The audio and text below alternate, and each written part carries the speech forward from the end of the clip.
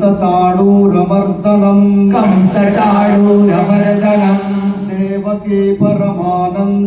देवकी परमानन्दम् कृष्णं वन्दे जगद्गुरुम्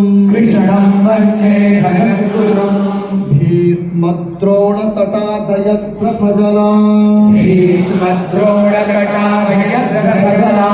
गान्धारनीलोत्पला संयग्रावहति कृपेण वहने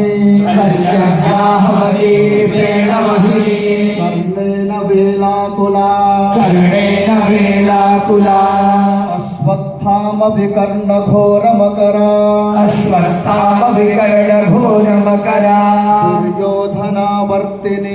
दुर्योधनावर्तिनी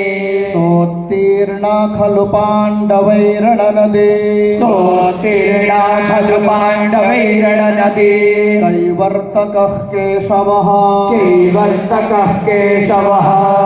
पाराशर्यवचः सरोजममलम् गीतार्थगन्धोत्कटम् नानाख्यानककेसरं हरिकथा सम्बोधनाबोधितं लोके सत्